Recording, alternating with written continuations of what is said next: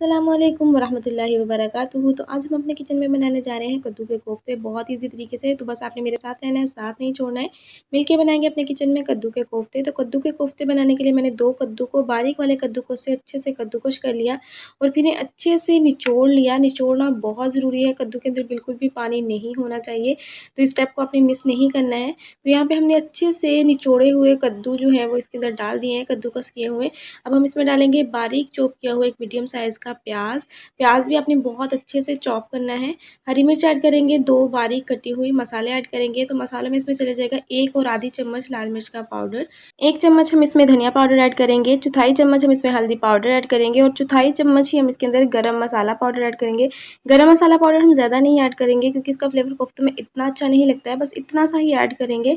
तो मसाले डालने के बाद हम इसमें बेसन ऐड करेंगे। तो यहाँ पे मैंने 1/4 कप बेसन लिया है, यानी कि 4 खाने के चम्मच बेसन लिया है। तो ये बेसन हम इसके अंदर डाल देंगे।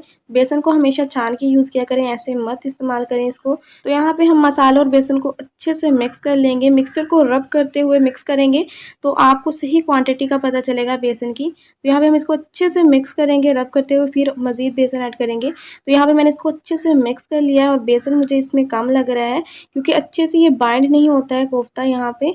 और मुझे लग रहा है कि जब मैं इसको फ्राई करने के बाद सालन में पकाऊंगी तो ये खुल जाएगा। तो इसके अंदर हम 1.5 चम्मच मज़ीद बेसन ऐड करेंगे। तो आपने ये बेसन जो है वो इसमें कम नहीं ऐड करना है, वरना आप जब कोफ्ते फ्राई करने के बाद सालन में पकाएंगे तो वो खुल जाएंगे। और बहुत ज़्यादा भी बेसन नहीं ऐड करना है, वरना आपको लगेगा कि जैसे आप बेसन के कोफ्ते खा रहे हैं, कद्दू के कोफ्ते नहीं खा रहे हैं। तो बेसन डालने के बाद मैंने इसमें नमक डाला था अकॉर्डिंग टू टेस्ट। नमक हमने स्टार्ट में नहीं डाला था क्योंकि इससे बैटर जो है वो हमारा पतला होने का डर होता है, इसलिए मैंने जब कोफ्ते बनाने लगी तो मैंने लास्ट में डाला है। तो यहाँ पे अब हम कोफ्ते बना लेते हैं। तो इतने साइज़ के मैं कोफ्ते बना रही हूँ, कोफ्ते बना के हम साइड पे रखते जाएंगे। तो यहाँ पे मैंने इतने कोफ्ते बना लिए हैं, तो इनको फ्राई कर लेते हैं। तो फ्राई करने के लिए मैंने फ्राई पैन में ऑयल जो है वो गर्म होने के लिए रख दिया था। ऑयल जो है वो हमारा मीडियम हॉट हो गया है। बहुत ज़्यादा गर्म ऑयल आपने यूज़ नहीं करना है कोफ्तों को फ्राई करने के लिए, और ना ही ठंडा ऑयल यूज़ करना है। बस मीडियम हॉट हो तो उसके अंदर आप कोफ्ते डाल के फ्राई कर लें। और कोफ्तों को फ्राई करते हुए आप फ्लेम को मीडियम टू लो रखें। अगर आपको ज़्यादा जल्दी है तो आप मीडियम फ्लेम पर भी कर सकते हैं, लेकिन मीडियम टू लो फ्लेम पर फ्राई करने से कोफ्ते अंदर तक फ्राई हो जाएंगे। बस आपने इनको हाई फ्लेम पर फ्राई नहीं करना है, मीडियम या मीडियम लो दोनों के दरमियान में रख के आप फ्लेम को इनको फ्राई कर सकते हैं। तो जैसे ही कोफ्ते एक साइड से फ्राई हो जाएंगे, हम इनकी साइड को चेंज कर देंगे और दूसरी साइड से भी हम कोफ्तों को अच्छे से फ्राई होने देंगे। तो यहाँ पे हमारे कोफ्ते जो हैं वो बहुत अच्छे से फ्राई हो गए हैं और एकदम गुलाब जामुन जैसा कलर इनका हो गया है। तो अब हम इनको प्लेट में निकाल लेते हैं और इसी तरह हम बाकी के कोफ्ते भी फ्राई कर लेते हैं। और आप देख सकते हैं कितना खूबसूरत कलर आया है। बाकी के कोफ्ते भी हम बिल्कुल इसी तरह फ्राई कर लेंगे। उसके बाद हम इसका सालन तैयार करेंगे। तो सालन तैयार करने के लिए मैंने यहाँ पे एक कढ़ाई रखी है, उसके अंदर हम थोड़ा सा ऑयल डालेंगे। वही वाला ऑयल मैंने यूज़ किया है जिसके अंदर हमने कोफ्ते फ्राई किए थे। तो ऑयल के अंदर हम डाल देंगे कटे हुए प्याज। तो ये मैंने 2 मीडियम साइज़ के कटे हुए प्याज इसके अंदर ऐड किए हैं। आप चाहें तो रफली चॉप किए हुए प्याज भी ऐड कर सकते हैं इसके अंदर। और उसके बाद मैंने 10 से 12 कलियाँ लहसुन की ऐड किए हैं, 1 टमाटर काट के ऐड किया है और 4 से 5 मैंने इसके अंदर हरी मिर्ची ऐड की हैं। इन सारी चीज़ों को हम हल्का सा सौते कर लेंगे, हल्का सा हम इनको फ्राई करना है क्योंकि हमें इन्हें बहुत ज़्यादा फ्राई नहीं करना है, सिर्फ हल्का सा ही फ्राई करना है क्योंकि हमें इसका पेस्ट बनाना है। तो यहाँ पे सारी चीज़ें हल्की सी फ्राई हो गई हैं, तो इन सारी चीज़ों को हम प्लेट में निकाल लेते हैं। और प्लेट में निकालने के बाद हम इसको ग्राइंडर में डाल के इनका अच्छे से स्मूथ सा पेस्ट तैयार कर लेंगे और इसी पेस्ट का हम मसाला बनाएंगे कोफ्तों के लिए।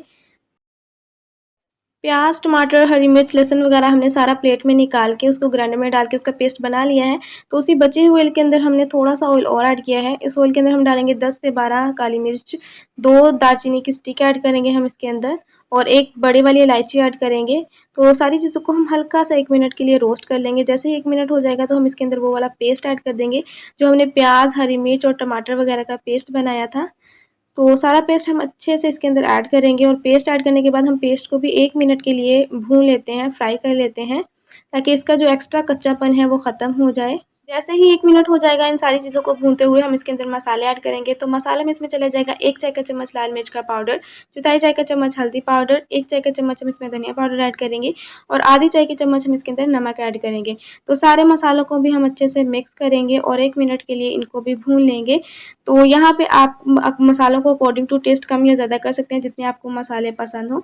तो मसाले हमारे जल ना जाएँ उसके लिए मैंने इसके अंदर थोड़ा-सा पानी ऐड किया है। तो पानी जो है वो मैंने उसी ग्राइंडर के अंदर ही फेर लिया किया था ताकि मसाले जो हैं वो सारे पानी के साथ मिक्स हो जाएँ और ज़ाया ना जाएँ।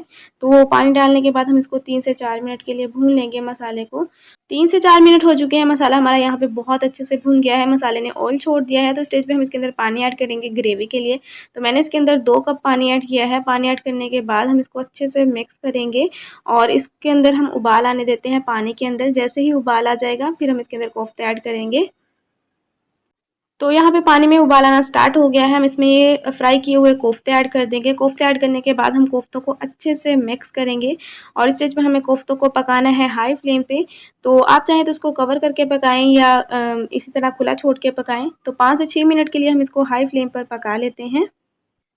मैंने यहाँ पे कोफ्तों को कवर करके 5 से 6 मिनट के लिए हाई फ्लेम पर पकाया है और हमारे कोफ्ते जो हैं बहुत अच्छे से पककर तैयार हो गए हैं, बिल्कुल रेडी हो गए हैं। बहुत ही प्यारी खुशबू आ रही है इनमें से। तो यहाँ पे स्टेज पे हम इसकी फ्लेम को ऑफ कर देते हैं। अगर आपको ग्रेवी गाढ़ी ज़्यादा पसंद है तो आप इसको थोड़ी देर के लिए और भी पका सकते हैं। तो फ्लेम ऑफ करते हैं और फाइनल की तरफ चलते हैं। तो तैयार है मज़ेदार से कद्दू के कोफ्ते, बहुत ही मज़ेदार ग्रेवी के साथ। तो आप भी इस तरीके से अपने घर में ज़रूर कद्दू के कोफ्ते ट्राई कीजिएगा, आपको बहुत पसंद आएंगे। तो आई होप आप लोगों ने आज की इस मज़ेदार सी रेसिपी को एंजॉय किया होगा। थोड़ा-सा भी एंजॉय किया है तो फटाफट से लाइक कर दें, ज़्यादा से ज़्यादा मेरी वीडियो को शेयर करें। मिलते हैं नेक्स्ट ऐसी ही रेसिपी के साथ, तब तक के लिए अल्लाह हाफ़िज़।